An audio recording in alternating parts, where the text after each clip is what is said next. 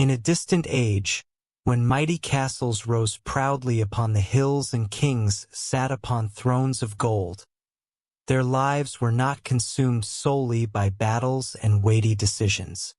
Beyond the clash of swords and the echo of decrees, there existed another kind of time, one that history books rarely bother to recall. It was the time of stillness, the silent hours that lingered in the shadows of power, the time of emptiness. In those quiet hours, the king sets his sword aside and forgets the crown that rests upon his head. He allows himself, if only for a fleeting moment, to simply be a man in search of rest. Perhaps he listens to soft, soothing music drifting through the chamber, or gazes thoughtfully at the sky through a narrow stone window. At times, he may lose himself between the worn pages of a book, letting the weight of crowns and kingdoms slip away as he lingers in the stillness of solitude. Thus, idleness reveals another face of kingship, a face unknown to the world, yet one that lingers silently behind the cold walls of the palace. In those vast and frigid halls, where grand chandeliers hang heavy with crystal and precious metals, and where thrones of gold are draped in silken fabrics, kings were not always prisoners of wars and fateful decisions. Royal life, despite its outward grandeur and aura of majesty, concealed another dimension. Moments unspoken, hushed times that slipped unnoticed between the corridors and hid behind closed doors. It was a different kind of presence, quiet yet profound, the hidden hours of emptiness. These moments were not merely small gaps in schedules crowded with protocols, ceremonies, and royal councils.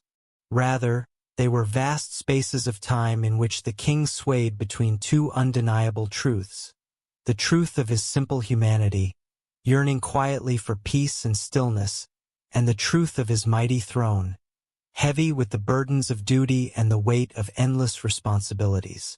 Some kings discovered in those hours a fleeting refuge, a quiet sanctuary away from the clamor of the palaces, the roar of the crowds, and the steady footsteps of their ministers.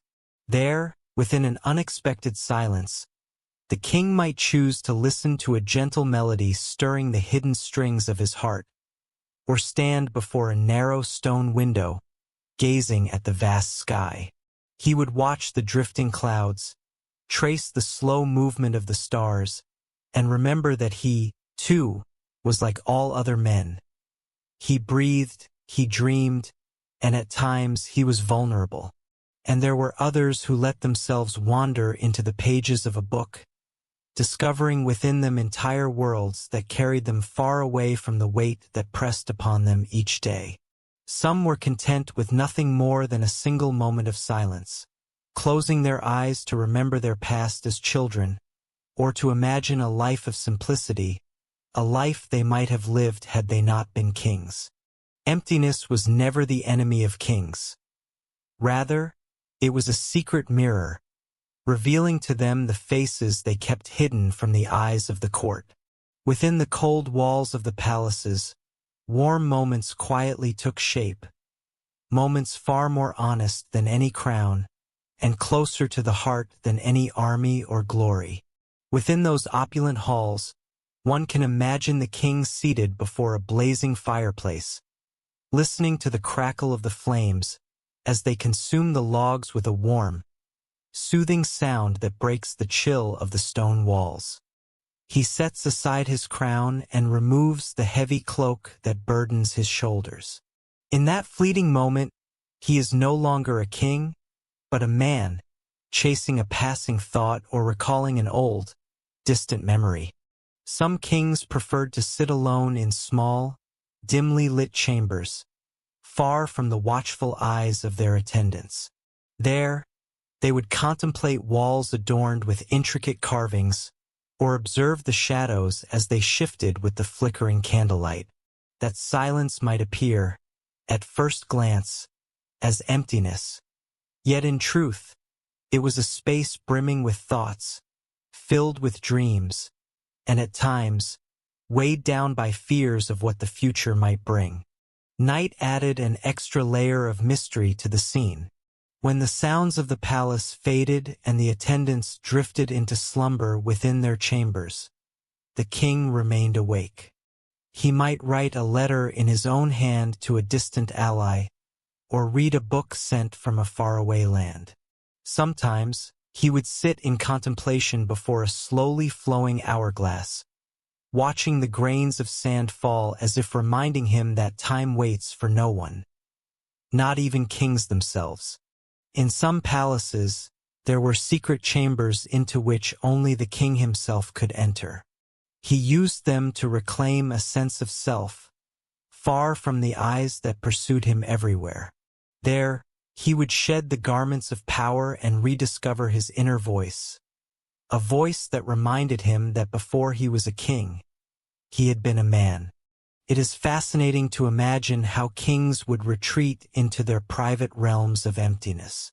For some, this time was a respite for their weary bodies.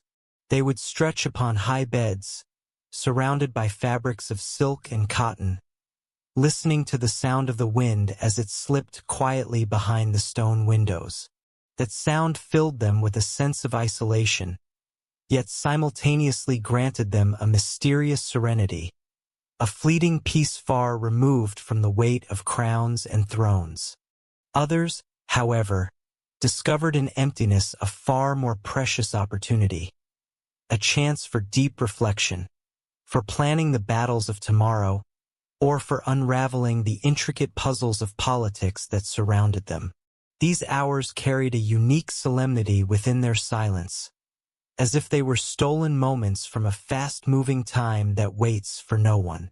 And no matter how differently they perceived emptiness, that time remained silent and precious, shared by the king with no one but himself. In the end, we discover that behind closed doors, there were not always secrets and conspiracies. Rather, there existed simple human moments, revealing that the king, despite his splendor and grandeur, was, at his core, merely a man in search of himself. And so, as we close this quiet chapter, we open the door to a new one, where kings leave their cold halls behind and venture into forests and fields. There, they spend their hours of emptiness atop horseback and beneath the wings of falcons, entering another world, a world known as the realm of the hunt.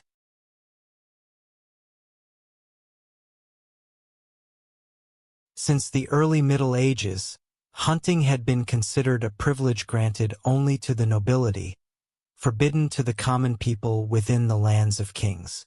Thus, the forest became a stage reserved for the throne, a place where the king could test his strength and display his skill before his court, appearing as the master of the land and the guardian of its laws. The quarry in these hunts varied greatly. A graceful deer leaping lightly, a wild boar fierce enough to stir fear in men, or a bird soaring far across the sky. Yet behind each pursuit lay a deeper significance, a demonstration of power and a tangible embodiment of control. As for the falcons, they were the most prominent companions in these royal adventures. The art of falconry had been celebrated since the 12th century, becoming a distinguishing mark of the royal class. The king would stand in the open courtyard, raising his arm clad in a thick glove, and the falcon would launch like an arrow, capturing every eye with its speed, pursuing its prey across the sky, and returning to him triumphant. These moments were never mere games. They were a spectacle uniting man and animal, strength and precision, the authority of the throne and the wisdom of nature.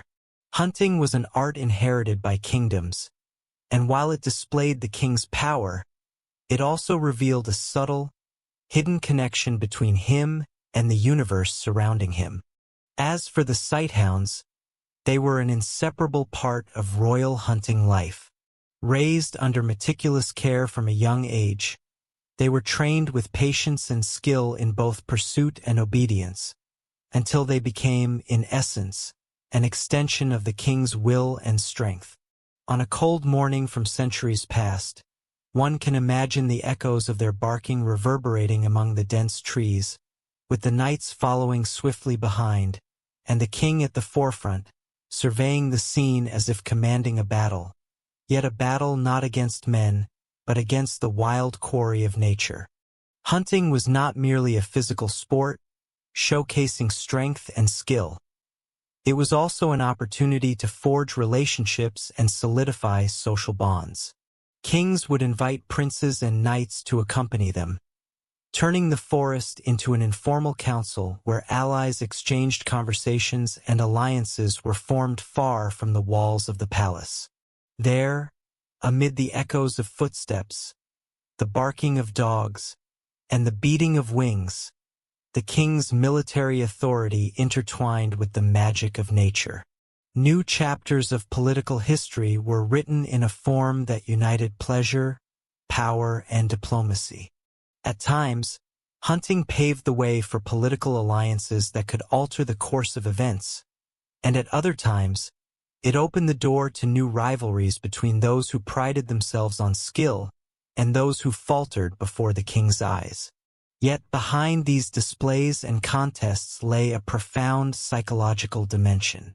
The king, who spends his days amidst laws, letters, and decrees, finds himself in the forest facing primal challenges that return him to the essence of humanity, where survival belongs to the strongest.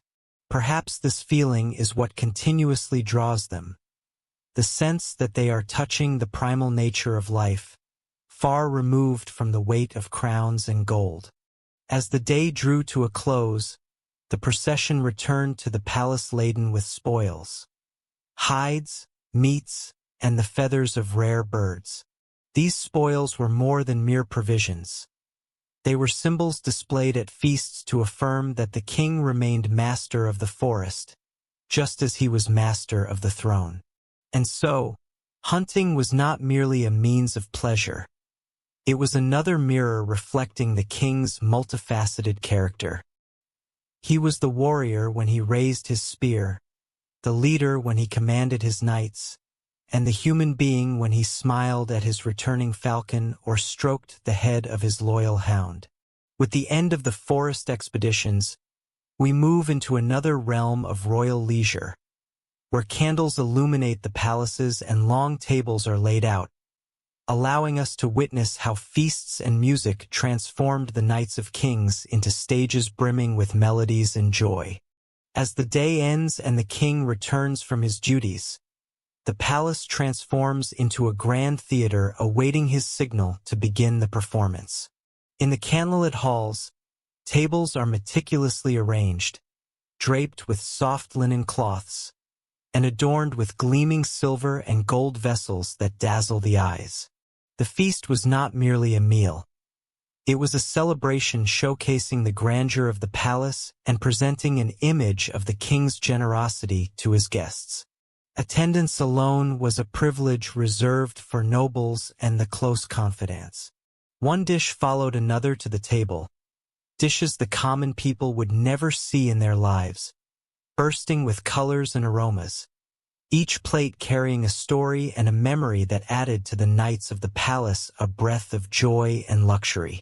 The meat of exotic birds, such as peacocks, was cooked and then redecorated with its own colorful feathers, making it appear as if it had come back to life. As for the goose, it was stuffed with fruits and ancient spices from the east. Fish were brought from distant rivers or seas that peasants had never approached. Fruits, too, were symbols of luxury, sometimes imported from faraway lands, pomegranates arriving from the Orient, or figs from the shores of the Mediterranean. The feast was never silent, for music was an essential companion at every long table. Musicians sat in the corners, holding lutes, flutes, or small drums, while at times poets and singers were invited to recite verses or perform songs that glorified the king and recounted his heroic deeds. As for the dancers, they filled the hall with their movements, imparting to the attendees a sense of celebration that went far beyond food and drink.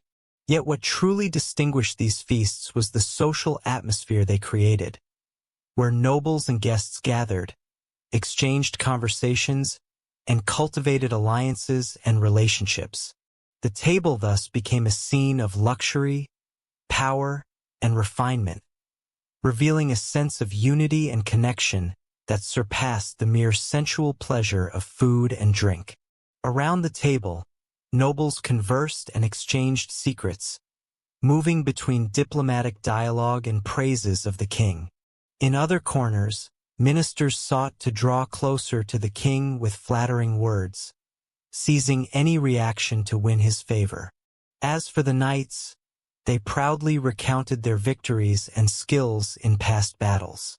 The table was not merely a place for exchanging conversations.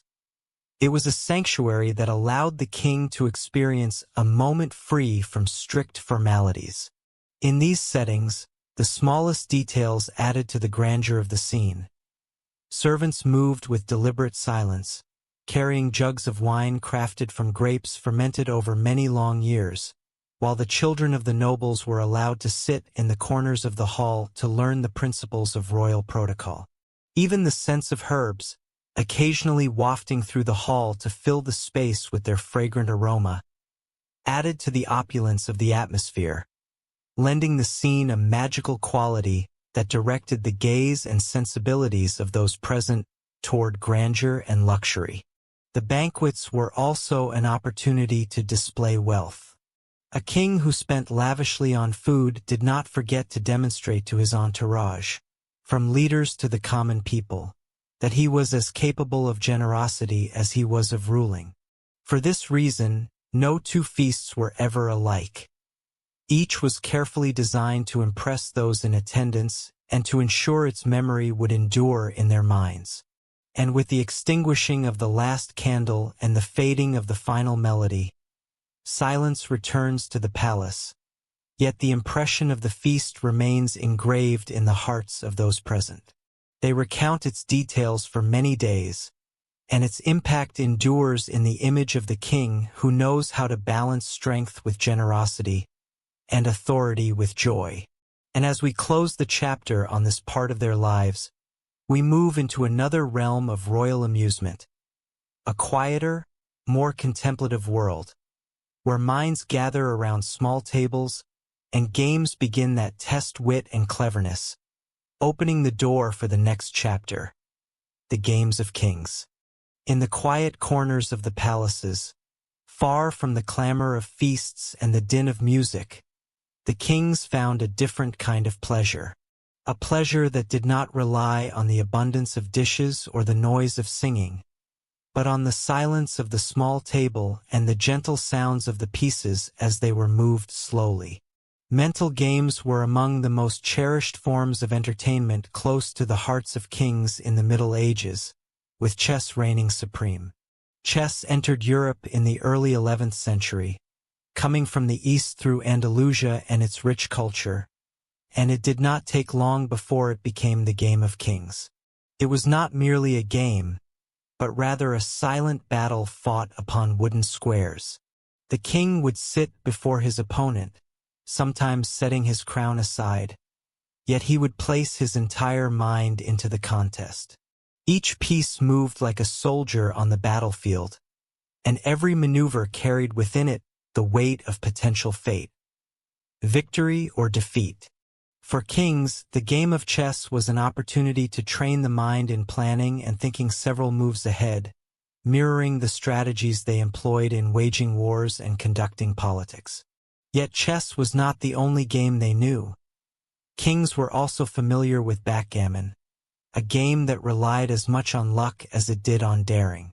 Backgammon was played with dice cast upon the board, and nobles would gather around it for long nights, where laughter mingled with wagers.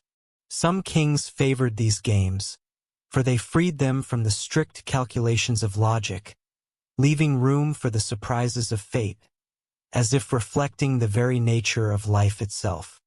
Over time, card games appeared in royal courts, especially toward the end of the 14th century and the beginning of the 15th. The playing cards were colorful and ornate, sometimes even designed specifically for the king, adorned with his emblems and symbols.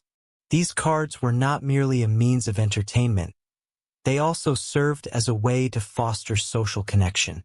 Kings, their close companions, and occasionally foreign guests would gather around them, exchanging conversation and breaking the walls of formality. Despite the apparent simplicity of these games, they carried deeper meanings in the lives of kings.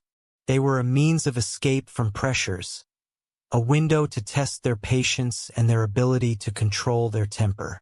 A king who loses a round of chess or backgammon might learn a lesson in humility, or in reconsidering his next strategic move. At times, these games themselves became part of politics. Stories were told of kings who placed wagers with their guests or rivals, turning the gaming table into an informal arena of negotiation, where wit and amusement intertwined.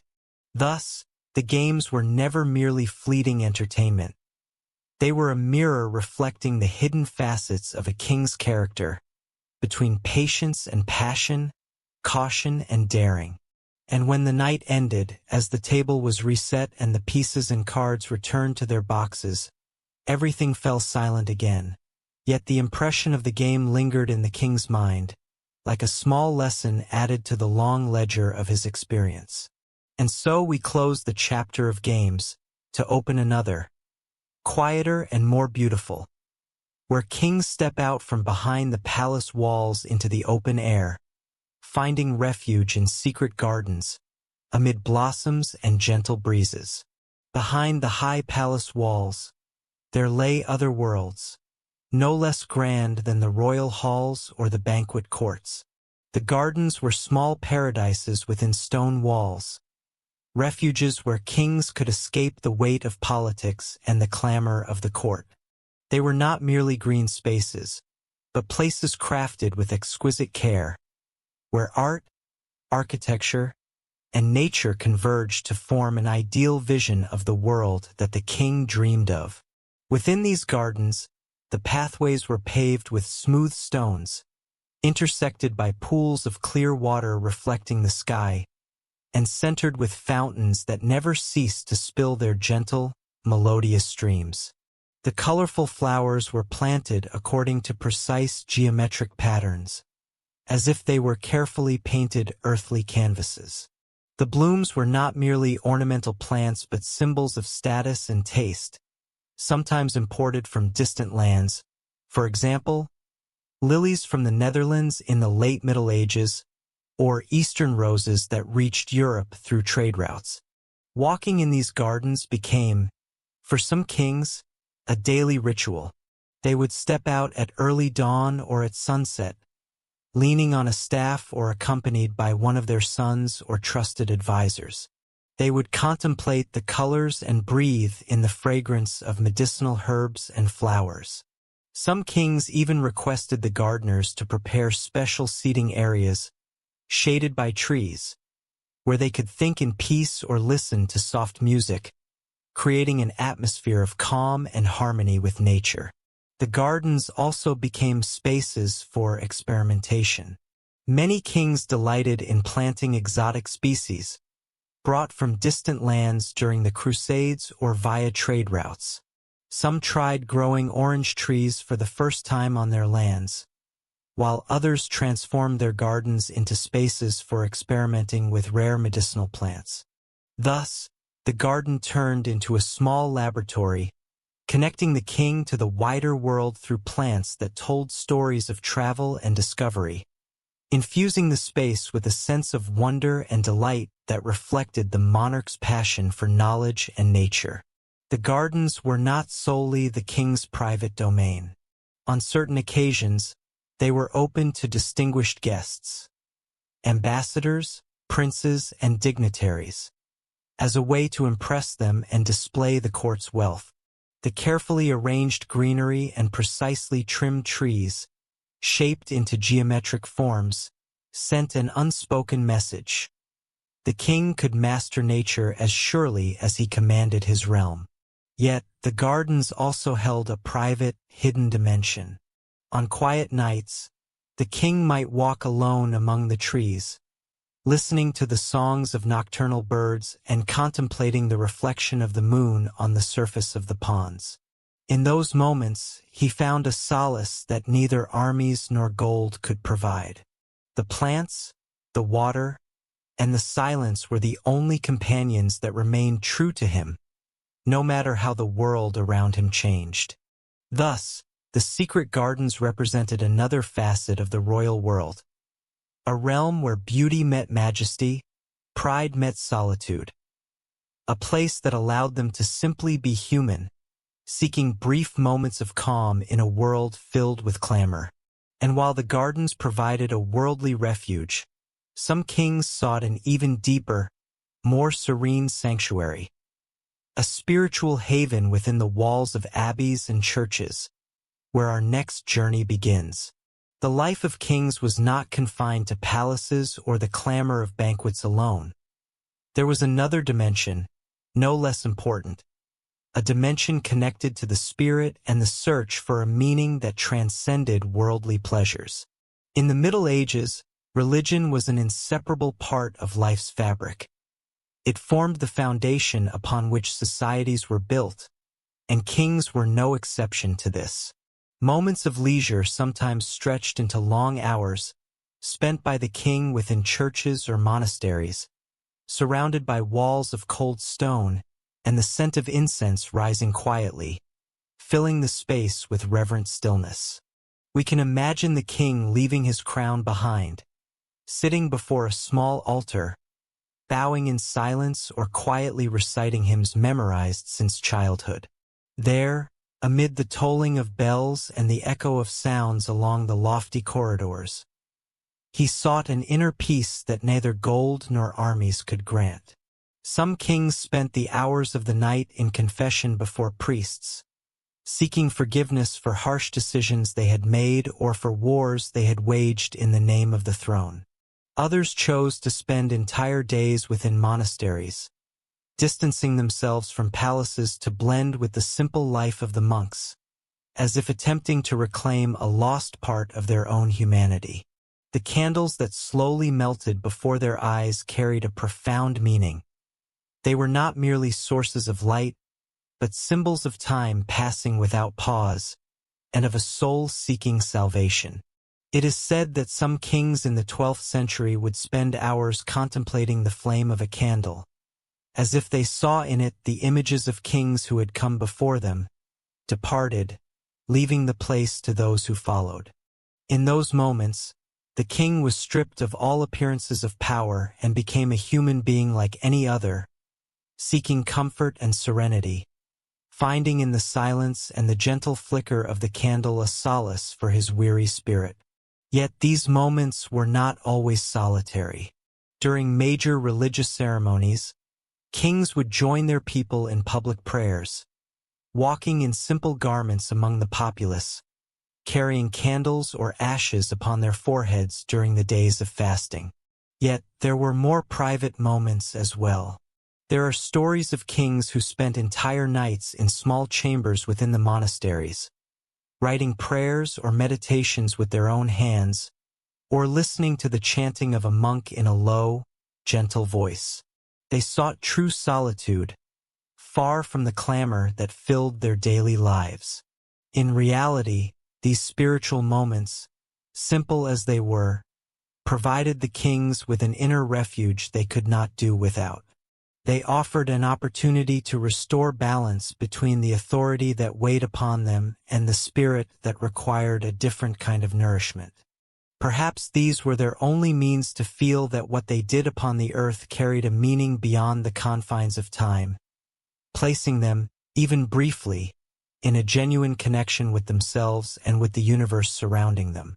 And with the close of this chapter, as the candle slowly melted and the sounds of bells faded, we open the door to another chapter, one that reveals a different facet of the king's curiosities, where some did not content themselves with spirituality alone, but turned towards strange and astonishing pursuits.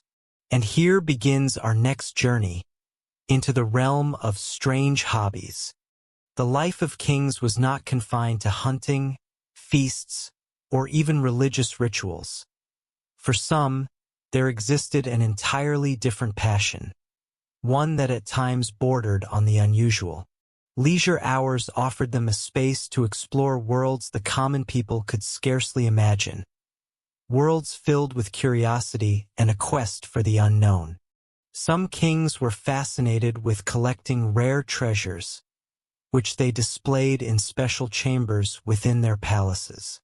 Precious stones brought from distant lands of the East, seashells from far-off shores, and bizarre stuffed animals that no one had ever seen before were carefully arranged in these rooms. This collecting was not merely for decoration. It was also a means of demonstrating the wealth of the court and the reach of the king's influence. It is said that some monarchs took pride in showing these treasures to their guests, opening ornate chests to display ancient gold coins or small figurines brought from lands unknown to anyone except the merchants who had spent years at sea. Others were drawn to the world of ancient alchemy. They would sit with scholars in rooms filled with flasks and strange instruments, watching liquids change color and listening to the secrets of transforming base metals into gold. Some believed that these sciences might hold the key to immortality, or a path to understanding the mysteries of nature. And though most of these experiments did not yield the promised results, they gave the kings a sense of participating in a journey of knowledge that transcended the limits of their era. A journey in which they explored the strange and the hidden, and felt the thrill of venturing into a realm unmeasured by time or place. Curiosity did not stop there. Some kings enjoyed listening to astrologers and magicians. They would spend long nights by candlelight, attending to those who read their fortunes in the stars or interpreted mysterious symbols on ancient scrolls. These sessions gave them a sense that they held a window into the future, even if it was merely an illusion. Perhaps in these predictions, they found comfort or reassurance when facing momentous decisions. Strangely, these hobbies sometimes influenced political and military choices. A king might postpone a battle because an astrologer warned of loss, or another might build a palace in a certain location believing the stars had blessed him. Though these details may seem fantastical, they were part of the blend of emotion and reason that shaped a king's life, where the strange meets the familiar, and power intersects with personal passions to create a unique portrait of the world of kings. And despite the oddity of these pursuits, they reveal an important truth. Kings, like other humans, sought things that satisfied their curiosity and broke the monotony and fragility of daily life. And so we close this chapter, which revealed to us the strange hobbies of kings, to move on to another chapter of royal life, one warmer and more intimate, where they gather at night around stories and tales, listening along with us to the voices of the storytellers. In the coming chapter, when the day ends and the clamor of the halls subsides, night opens the doors to a completely different world within the palaces, a world ruled by words instead of swords and voices instead of noise. The kings would sit in halls illuminated by the glow of torches, or near a blazing fire in a grand hearth, surrounded by their closest nobles and servants. And there the storytellers began their task, weaving entire worlds from their voices, transporting listeners to distant places and bygone times. The stories were told in deep, measured tones, carrying the audience between sorrow and joy, between heroism and betrayal, turning the night into one of the most beautiful stages of imagination and illusion. Some tales were about great knights who fought until their last breath, while others recounted former kings who had passed away, leaving behind lessons and secrets. Among these stories emerged the Greek and Roman myths, passed down through generations until they reached Europe in the Middle Ages. The king was not merely a listener. At times he would intervene, asking a question about a particular hero or requesting a part of the story to be repeated so he could hear its details more precisely. These tales were not confined to Europe alone, for merchants arriving from the East brought with them Arabic, Persian, and Indian stories, which entered the royal courts to add a touch of wonder and magic. Imagine a European king in the 14th century, listening in amazement to a story about Ala al-Din or kings of the Jinn. Tales that opened doors to a world he had never seen with his own eyes, yet he traveled there through words. These stories were not merely entertainment. They served as a bridge connecting distant cultures, allowing the royal imagination to soar far beyond the boundaries of his kingdom. On some nights, the stories took on a more popular character, as wandering storytellers or itinerant poets were invited to recite their verses or recount tales they had heard from the mouths of the people. These stories were closer to the pulse of the streets, offering the king a glimpse of a world far from his palaces, of the lives of farmers and the dreams of humble soldiers. Perhaps this is what drew the kings to them, for they provided a window into a life they did not live, yet which was still part of their realms. Music accompanied these gatherings, weaving its charm between one story and the next. A musician would play the lute or the flute, and the addition of the oud or the soft beat of the drum added rhythm, drawing the listeners deeper into realms of imagination. These nights were not mere moments of amusement. They carried greater significance. They nourished the imagination and offered the kings a chance to see themselves as part of a long chain of human stories. Perhaps they were a reminder that their glory, no matter how great, would one day become a story told to another king or to a future generation. As the fire dimmed and voices faded, the night folded away its tales, leaving space for the new dawn. And so we close this chapter, which brought us the voices of storytellers and the warmth of words, to move on to another chapter, more intimate, where the emotional side of kings' lives emerges, in a world of love and luxury. Behind the firmness of kings and the image history painted of them, as leaders of armies and masters of thrones, there was a more fragile and human side: love. Royal palaces bore witness to emotional stories no less dramatic than wars themselves. Stories that filled the king's idle hours with moments of longing and occupied their hearts with what politics could never grant. Some kings wove tales of romance with ladies of the court or princesses from distant noble houses, sending them luxurious gifts: necklaces of gold, exotic furs brought from faraway lands, or poems written in their own hand. In those moments, the king did not speak as a ruler, but as a man seeking warmth amid the coldness of politics.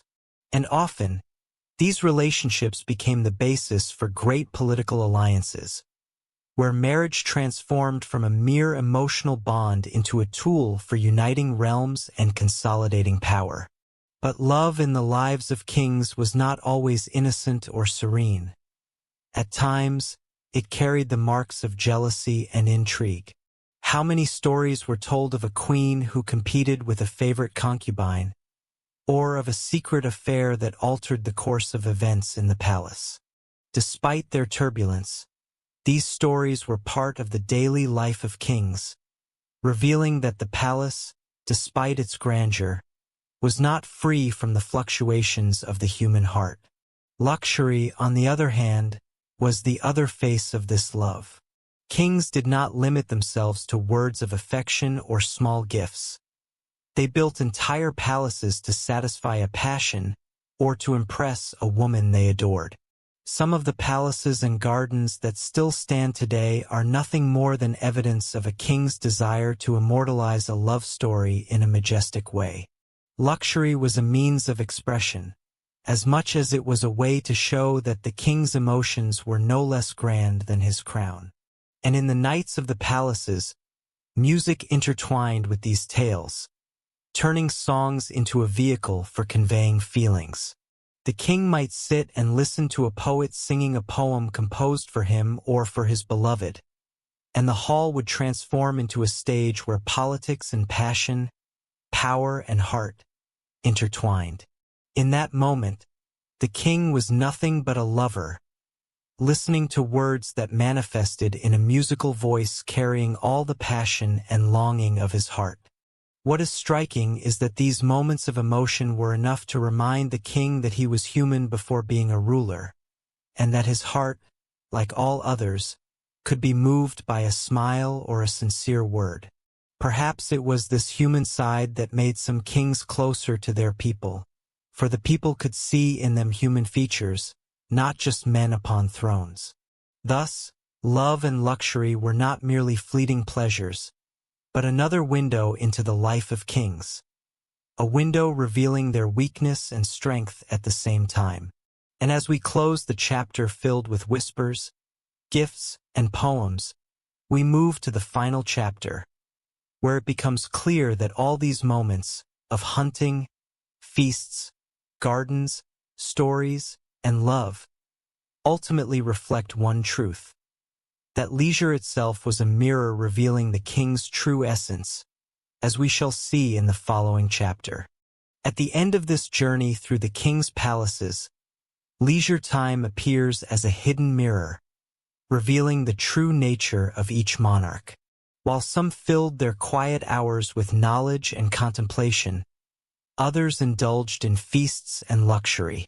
Between these extremes, the question remains: what does leisure mean for a king who bears a crown upon his head and immense responsibility upon his shoulders? For some kings, leisure was a space to balance power with humanity. There were those who invested these moments in reading rare manuscripts brought from the East or copied by monks in European monasteries. Knowledge, for them, was not a mere pastime but a means to understand the world and grasp what extends beyond the boundaries of the throne. They understood that power alone, without wisdom or insight, could weaken and crumble with the passage of time.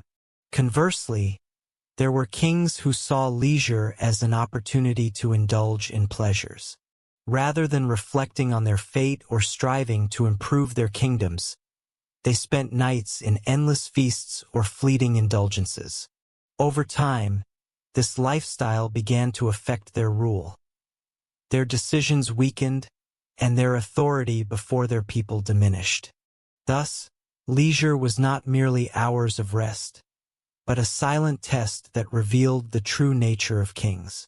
It is not surprising that history books mention that some monarchs, through these private moments, were able to construct a new image of themselves. One king, sitting in his garden contemplating nature, emerged with ideas for reforming agricultural lands. Another spent hours playing chess and drew from the strategies of the game to craft successful military plans. Leisure, when not wasted, becomes a space where authority and humanity intersect. Yet, most importantly, these moments, regardless of their form, confront kings with their own truth. They strip away the crowns and outward displays, leaving them bare before themselves. Are they seekers of wisdom or captives of indulgence? Do they lead their people with insight born of reflection, or with muddled decisions shaped by an addiction to luxury? Over the centuries, from the 11th to the 15th, each king carried his own answer to this question. Some immortalized their names in history books as great leaders, while others left no trace, remembered only through tales of fleeting indulgences. When we look at the lives of kings in the Middle Ages, we discover that leisure was not merely a fleeting moment between one battle and the next, or between one decree and another. Rather, it was a space that revealed their true essence and determined whether they would remain symbols to be emulated or merely forgotten names. The throne may elevate a king to the highest station, but it is the moments of leisure that unveil the human being behind the crown.